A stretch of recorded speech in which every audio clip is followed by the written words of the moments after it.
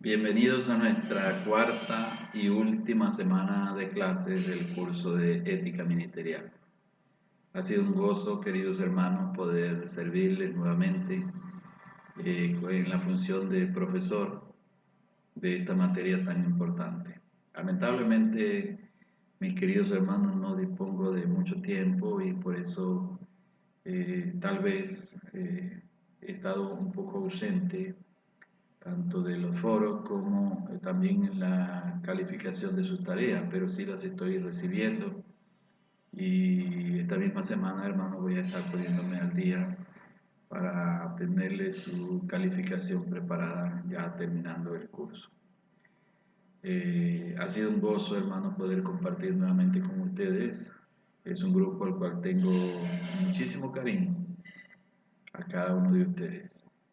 A algunos no les conozco personalmente, a otros sí, a la mayoría ya les conozco personalmente, hermanos, pero en alguna oportunidad tendremos el privilegio, el gozo de poder compartir presencialmente. Entonces, esta es nuestra cuarta semana, nuestra última semana, y el tema que vamos a estudiar es el ministro y sus relaciones con la comunidad. Es un tema también sumamente importante, hermano, porque nuestra práctica ministerial, nuestro trabajo como ministro, tiene que ver básicamente con la congregación, ¿verdad? A lo interno de la congregación. Pero nuestra congregación generalmente está inserta en una comunidad, ¿no? Casi todas las iglesias,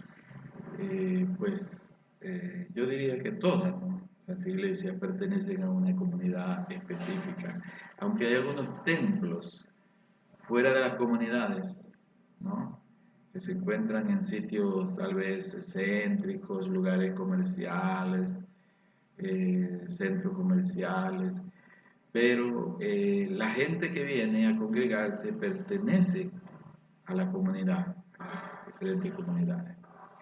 Pero cuando la iglesia realiza su trabajo, ¿verdad? Su trabajo ministerial, no puede estar de espaldas a la comunidad. Tiene que estar consustanciada con el entorno, con el contexto que la rodea. Juan Wesley dijo que no hay santidad sino social, ¿verdad? La santidad social.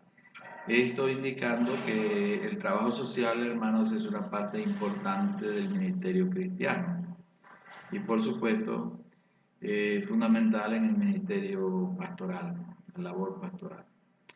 Entonces esta semana vamos a ver ese tema, a estudiar ese tema tan importante. Ustedes lo van a hacer detalladamente a partir de la lectura del libro texto de esta materia, que por cierto es un libro muy hermoso, un libro muy enriquecedor, ¿verdad? Yo este libro de Ética Cristiana lo he leído en varias oportunidades y es un libro sumamente interesante e importante para nuestra formación ministerial. Entonces, hay varias labores que el ministro tiene que hacer en relación a la comunidad, hermanos, y allí el sílabo nos habla de esos temas que se relacionan a este tema general de las relaciones del ministro con su comunidad o con la comunidad, pues, de la iglesia. Tiene que haber una participación significativa del ministro en su comunidad, ¿verdad?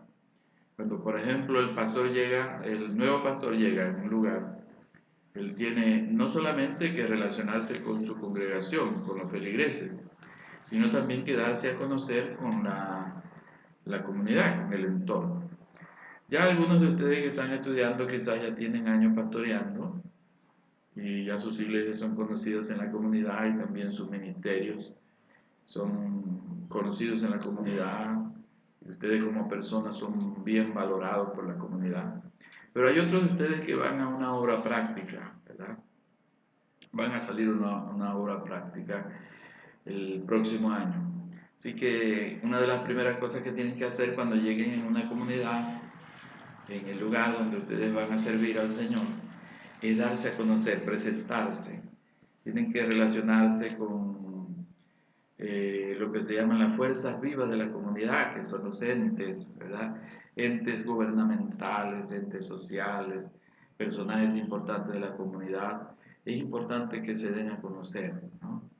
De llegada, poderse ir a esos lugares claves, a esos lugares significativos, ¿verdad? Y darse a conocer, presentarse como el nuevo pastor de la congregación o el pastor que viene a servir a la comunidad, ¿no?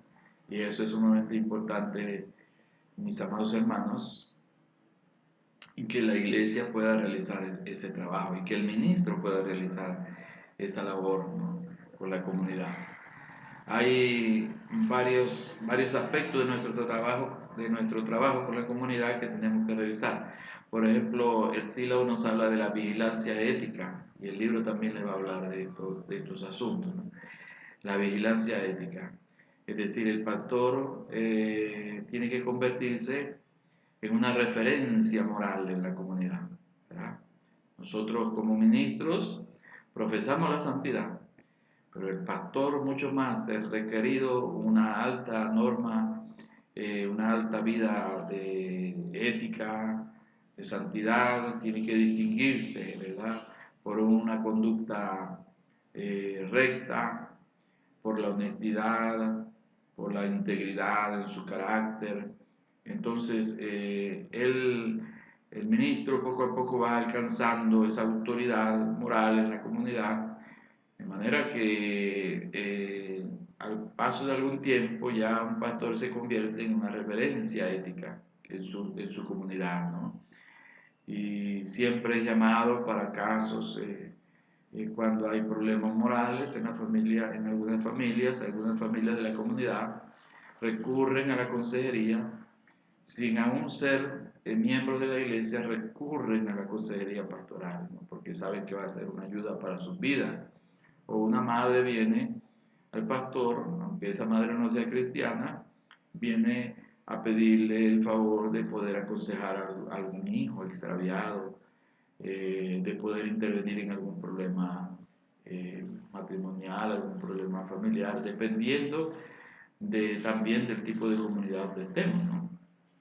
Porque hay algunas comunidades que son menos accesibles y que son menos abiertas, ¿no? Dependiendo también del estatus social de la comunidad donde nosotros estemos trabajando, porque a veces hay, entre más alta sea el nivel socioeconómico de las personas, parece ser que son un poquito más cerrados a la influencia del Evangelio y de la iglesia, entonces hay menos oportunidad de poder servirle.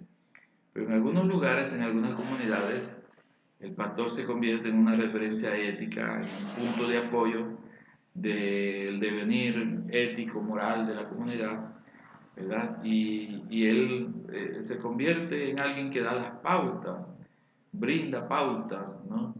Morales con su conducta y con su palabra de lo que es el acontecer en la comunidad. Y cuando eso llega a suceder, hermanos, eso es sumamente importante para el testimonio del Evangelio.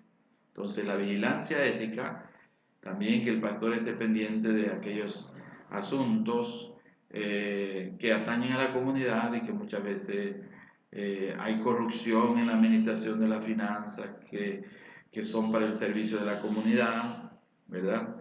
A veces por parte de los gobernantes, a veces por parte de los que gestionan la comunidad. Entonces el pastor tiene que ofrecer contención, ¿verdad?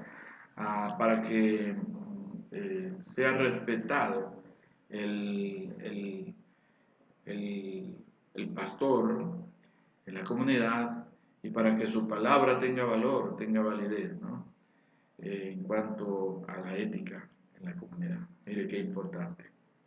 Entonces también el pastor está llamado para organizar trabajos comunitarios, trabajos en pro de la comunidad, ¿verdad? como son trabajos de compasión, muchas veces hay iglesias que también se involucran en el servicio a la comunidad, en aquellos entes que la comunidad tiene, que son para ayuda social. Entonces, el pastor se involucra, hermanos, en todo lo que es el trabajo social de la comunidad, ¿no? Participa con la iglesia también organizadamente para que la comunidad pueda mejorar, para que la comunidad pueda salir adelante, ¿no? Y eso la comunidad lo aprecia y eso cada vez va ganando un mayor favor de la iglesia, ¿no? La comunidad va aceptando más, teniendo una mayor aceptación hacia la iglesia. Entonces, fíjese cuán importante es, ¿no?, el trabajo social. Hay también lo que se llaman las responsabilidades legales del pastor en relación a la comunidad, ¿verdad? También hay responsabilidades legales. Por eso es importante cuando brinde algún tipo de consejería, hermanos, alguna persona que no es cristiana, que no forma parte de la iglesia, algún joven, alguna jovencita, tener cuidado y tener sabiduría para hacerlo según los parámetros legales, ¿no? Porque también hay leyes que nos implican, ¿no? Cuando realizamos este tipo de trabajo, ¿no?, de consejería, de asesoramiento, hay leyes que nos obligan a desempeñarnos de una manera profesional, lo que es la confidencialidad de aquellas cosas que se nos confían. Alguien viene de la comunidad a manifestarnos algún problema, algún asunto familiar, que es reservado, es íntimo, nos pide que tengamos confidencialidad, que no lo divulguemos, y entonces allí nosotros tenemos una implicación legal, ¿no? Porque se trata también de personas que no son creyentes. Y en caso de que nosotros como pastores, como ministros, violemos esa confidencialidad, pudiera acarrearnos alguna acción legal de parte de aquellas personas que no son creyentes. Entonces hay que tener cuidado. En nuestro contexto latinoamericano no se da tanto ese tipo de problemas, pero según en las sociedades como en Estados Unidos y en algunos países de Europa, ¿verdad? El ministro tiene muchas obligaciones de carácter legal y tiene que actuar con sumo cuidado cuando se trata de la consejería, del asesoramiento pastoral. Eso es importante que nosotros lo sepamos. No obstante, a cualquier comunidad que ustedes vayan, ¿verdad?, sea una comunidad nativa, o sea una ciudad, un pueblo, tienen que tener cuidado, hermanos, con este asunto de la consejería, de la confidencialidad, de saber cómo brindar el consejo, dónde brindar el consejo, cuándo hacerlo, ¿verdad?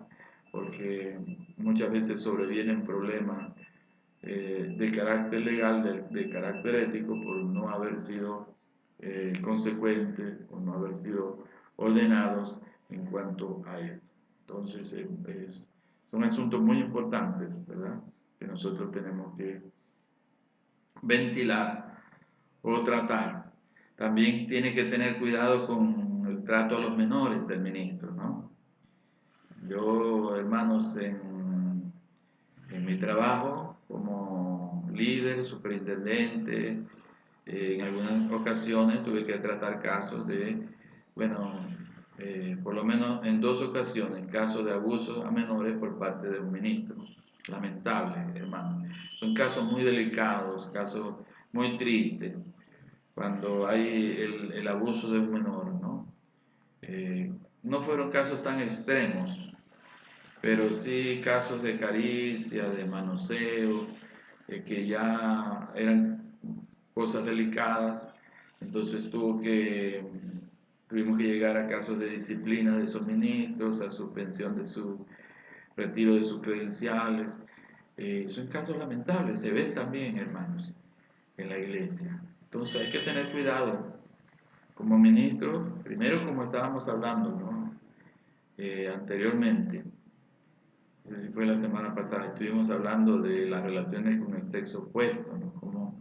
Cómo llevar esas relaciones adecuadamente, cómo una relación más allá de lo normal, que toma una intimidad más allá de lo normal, una amistad que se profundiza más allá de lo normal, ¿verdad? Puede resultar en una infidelidad, en una conducta impropia. Entonces hay que tener cuidado, ¿no? Cuando el pastor se relaciona con menores, relaciona con niños, ah, tiene que tener esa pureza, ¿verdad? Esa conducta santa, hermanos, conforme a la vida que nosotros profesamos, que es la vida de santidad, ¿verdad? Es muy importante. Entonces, bueno, hay muchas cosas, hermano, en cuanto a las responsabilidades legales del ministro en relación a la comunidad, que nosotros tenemos que eh, estar pendientes. Deben leer ahí bien el libro, ahí está muy detallado este tema. Quiero, hermano, citar un texto muy importante, 1 Timoteo 3:7, dice: también es necesario que tenga buen testimonio de los de afuera para que no caiga en descrédito y en lazo del diablo, ¿verdad? Es decir, el anciano, el pastor, el ministro, dice el apóstol Pablo a Timoteo, debe tener buen testimonio de los de afuera, es decir, de la gente de la comunidad, como les decía. Tiene que ser una referencia ética, una referencia moral, ¿verdad? Tiene que brillar el pastor, el ministro en la comunidad, brillar con la santidad, con la pureza de vida. Tiene que ser un ejemplo que la gente desee seguir, no solo de los de la iglesia, sino también la gente de la comunidad. Tienen que mirarlo con respeto, hermano, porque no es una persona que puede señalársele cualquier falla moral, cualquier conducta impropia, no es una persona que tiene deudas, no es una persona que falto de palabras, ¿verdad? Que no cumple su promesa, sino que es una persona correcta, una persona íntegra. Eso debe ser el ministro de acuerdo a la palabra del Señor. Entonces el tema de esta semana, mis hermanos, es muy importante. Yo les animo a leer y les animo a participar en el foro. Les animo, hermano, a concluir este curso con éxito y con bendición, como hasta ahora hemos venido trabajando, ¿verdad? Les he dado la oportunidad hay unas tareas finales. Una es el artículo sobre un tema que está especificado allí en el sílabo, y otro es el código de ética ministerial. Se ha dado la oportunidad de hacer uno de los dos, escoger entre uno u otro, ¿no? Al que le parece mejor, no más fácil, sino más atractivo para él, porque hay gente que le gusta crear, redactar. Bueno, los dos tienen que redactar, pero de repente a alguien le interesa más el artículo, pues tenemos allí una guía para hacer el artículo. Se debe más o menos leer esta guía que se puso esta semana pasada o se subió al aula virtual, y usted puede por ahí guiarse para redactar su artículo de acuerdo al tema que le pide el sílabo, ¿no? Y en cuanto al código de ética ministerial, el código es una lista que ustedes tienen que hacer, pueden numerarlo: 1, 2, 3, 4. Son las normas éticas por las cuales ustedes piensan regir su ministerio, ¿verdad? O rigen su ministerio, pero basándose en las epístolas pastorales, especialmente en los pasajes que hablan sobre los requisitos de los ancianos, de los obispos, de los diáconos.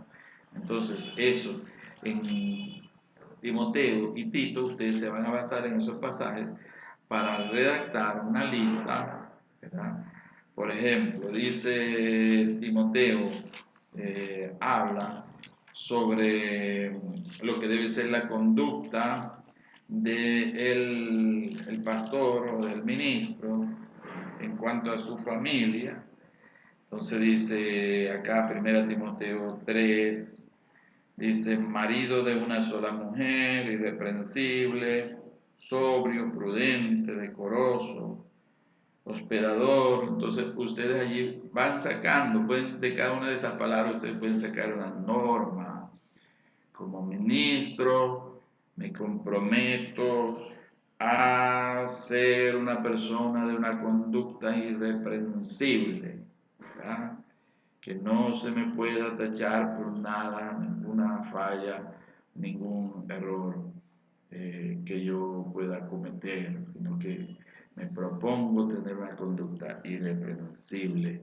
Cuanto a marido de una sola mujer, bueno, hay muchas interpretaciones de esa frase, pero esencialmente significa la fidelidad matrimonial, la santidad en el matrimonio. Entonces usted puede poner un segundo punto, segundo artículo en su código de ética ministerial.